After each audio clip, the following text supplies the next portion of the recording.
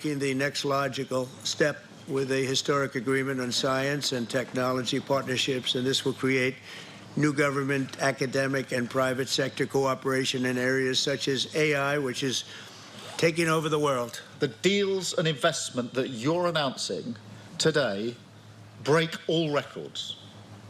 What a day. £250 billion flowing both ways across the Atlantic.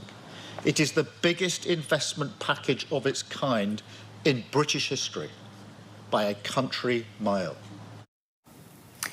So, President Trump meeting earlier with UK Prime Minister Keir Starmer, announcing a new tech deal. Reports are the two are speaking about trade as well, have spoken about trade. Joining me now to discuss is Robert Glasgow, partner with McCarthy Tetra's International Trade and Investment Law Group. Good morning. Thanks for being with us. Good morning. Happy to be here. So, first of all, can I get your thoughts on this big tech deal? Trump last hour was joking that it was actually a better deal for the UK than it was for the U.S. Ultimately, what does it mean? I mean, the tech deal is a deal that was cut by Keir Starmer because he desperately needs jumpstart the UK economy.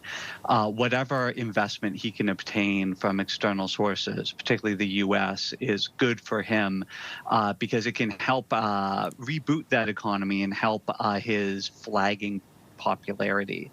My fear is that some of the investment might be somewhat uncoordinated and might not come in the form of the cutting-edge technology that he might be expecting. I mean, we have the comments of former Lib Dem leader Nick Clegg on the issue and his views on how this investment is going to pan out.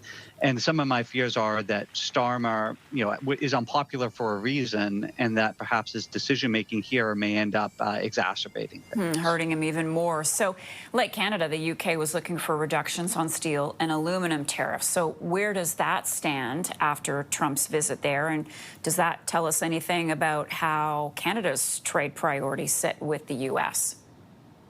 So I did not see any major movement on the steel and aluminum tariffs coming from this visit, even though it would have been a massive lift by the UK negotiators. In particular, some of the issues under the 232 tariffs on steel and aluminum are certain requirements about the metal being melted and poured in the jurisdiction, which is actually a very hard process and is something that the UK does not do a lot of. And so that was always going to be a stumbling point for UK steel having to be melted and poured domestically.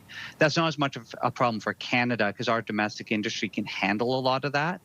But it is a stumbling block for the UK. I think the fact that we aren't seeing movement on that is potentially indicative that the U.S. government is really digging in its heels. And that's not great for Canada because steel and aluminum is an area that Canada really needs the U.S. to move.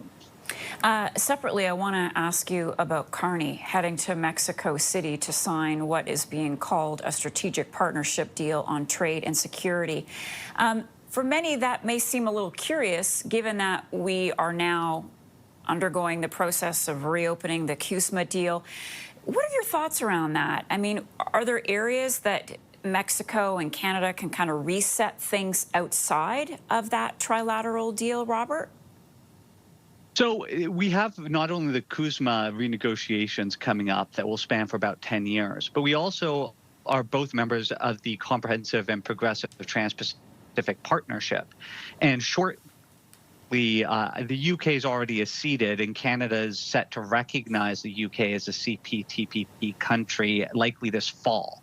So Canada and Mexico actually do have a number of ways of doing tariff-free or free trade agreement trade. I think what's really important here is the language they're using around it being a strategic partnership. I think we're going to see them trying to push for more of a bilateral relationship in terms of the trade, particularly on some strategic goods, including metals like steel and aluminum. And I think it's also strategic in terms of aligning the two countries in terms of negotiations with the United States. I know Mexico took affront to a number of Canadian leaders, including Premier Ford, intimating that Canada should jettison Mexico and focus on the U.S. I think what this agreement is Canada and Mexico both realizing that we're actually probably stronger in this together.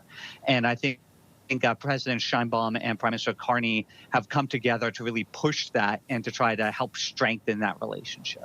All right. Well, of course, we'll be watching. Robert Glasgow, thank you so much for your time with us this morning.